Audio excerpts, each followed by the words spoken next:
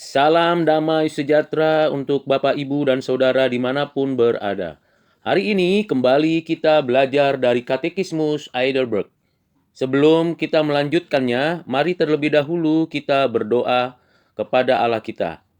Bapa di surga, di dalam nama Tuhan Yesus, segala puji dan syukur kami naikkan kepadamu atas segala rahmat, berkat, pertolongan, dan belas kasihan-Mu.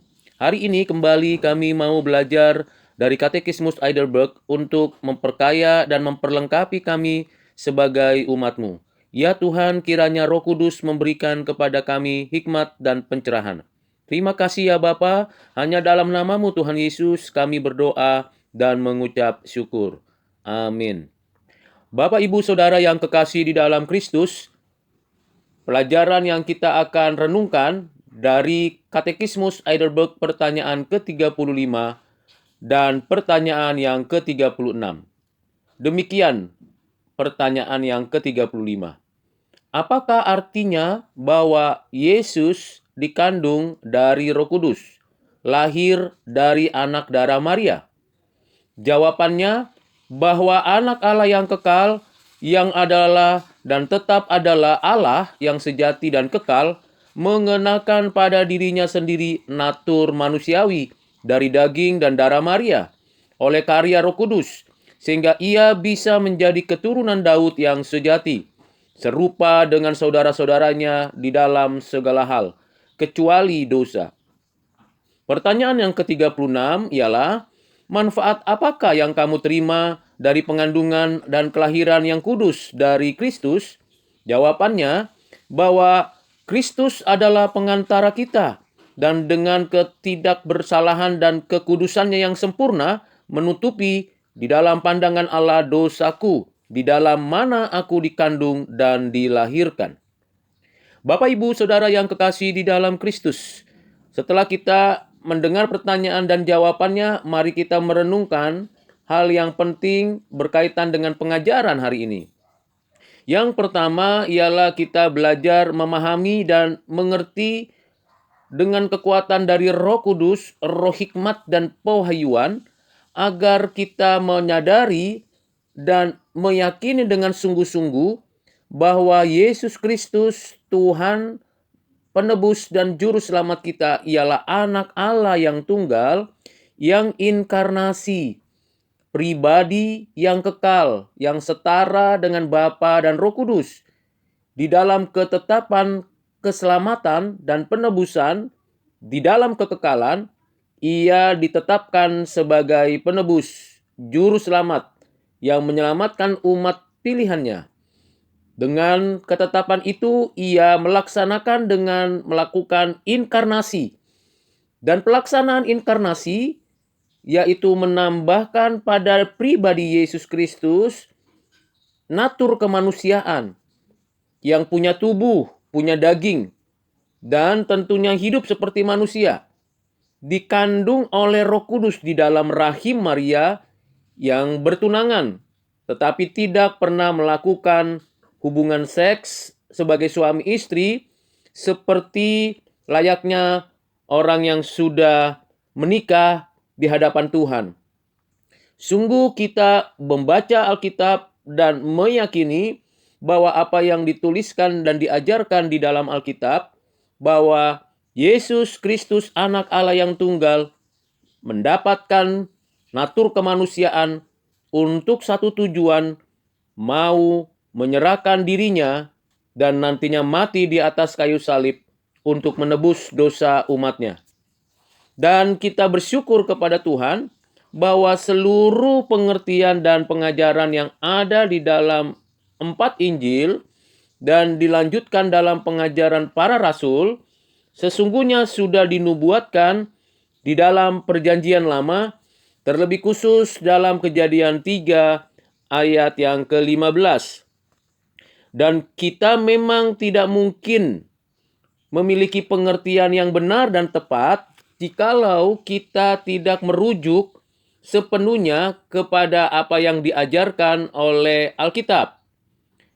Di dalam Lukas pasal 1 ayat 35, dinyatakan demikian firman Tuhan, Roh Kudus akan turun atasmu dan kuasa Allah yang Maha Tinggi akan menaungi engkau. Sebab itu anak yang akan kau lahirkan itu akan disebut kudus, anak Allah. Kita tahu bahwa yang kudus hanya Allah. Manusia sudah berdosa. Bagaimana mungkin ada manusia yang dilahirkan dapat tetap kudus, kekal, dan sungguh-sungguh mulia? Itu hanya mungkin karena yang kudus mengambil rupa menjadi manusia. Jadi, pada pribadi Yesus Kristus anak Allah yang tunggal itu ada pribadi yang di dalamnya memiliki natur yang ilahi dan natur yang manusiawi. Natur kemanusiaannya ditambahkan, tidak bercampur dengan natur keilahiannya, tetapi juga tidak terpisah, tidak dapat saling berganti posisi, namun saling berkomunikasi. Dan kita lihat di dalam pembacaan Alkitab itu bahwa statusnya dari anak yang dikandung itu adalah kudus. Kudus berarti tidak ada kecacatan, tidak ada kecemaran, tidak ada dosa, tidak ada sesuatu yang menjadikan dirinya najis.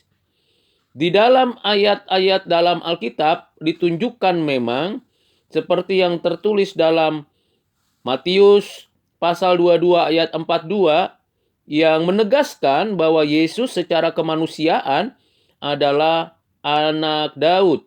Dan tentulah kita perlu merenungkan bahwa kemanusiaan Yesus adalah sungguh-sungguh ada nyata dalam sejarah.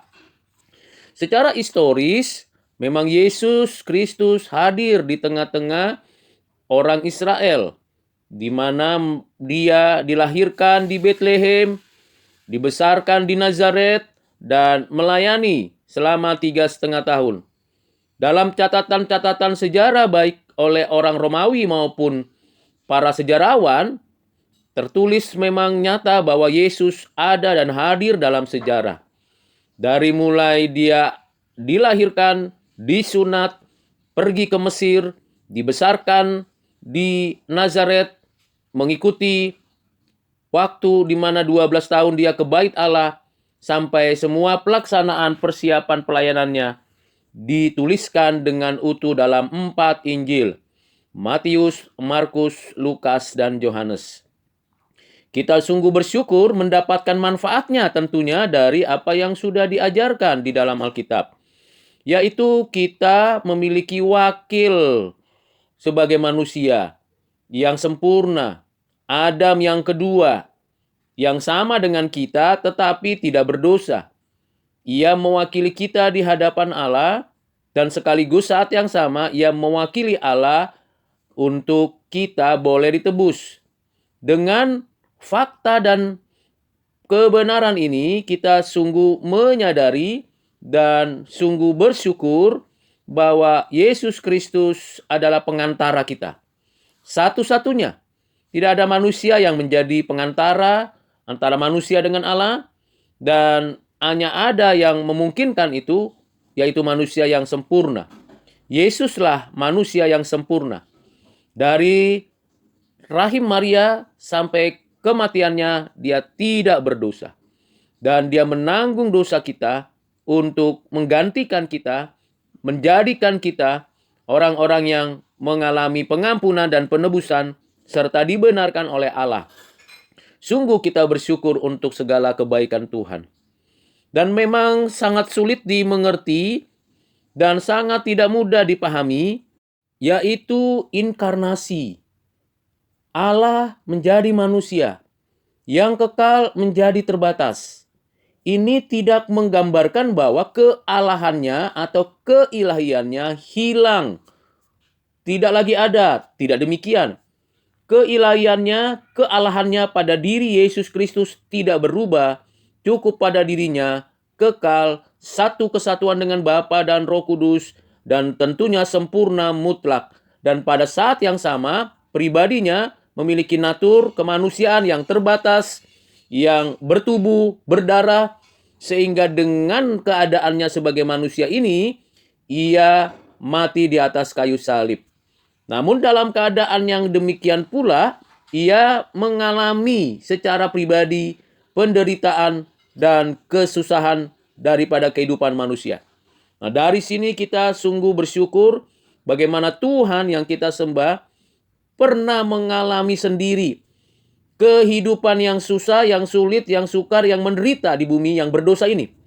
Sekalipun dia tidak pernah berbuat dosa, tidak pernah ada di dalam dosa, namun ia dengan kerelaan dan kasihnya yang ajaib mau menanggung itu bagi umatnya.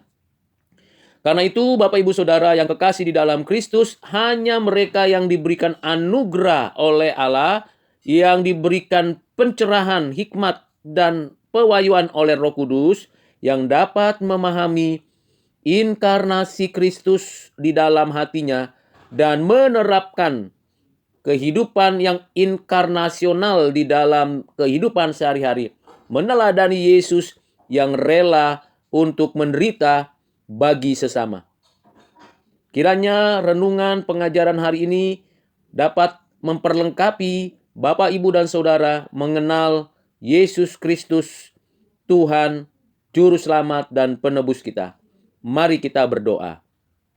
Bapa di surga, terima kasih hari ini kami sudah belajar satu bagian penting lagi mengenal siapakah Yesus Kristus, mengenal Dia di dalam keadaannya sebagai manusia yang sempurna. Dan kami bersyukur pengajaran dari Alkitab memberikan kami keyakinan yang teguh bahwa Tuhan yang kami sembah adalah nyata, benar, dan pernah mengalami penderitaan, jauh lebih menderita, dan mengalami itu untuk menebus sebagai pengantara kami orang berdosa.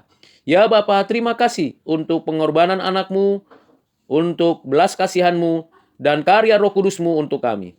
Terpujilah Tuhan dari selama-lamanya sampai selama-lamanya. Di dalam nama Tuhan Yesus Kristus, kami berdoa dan mengucap syukur. Amin.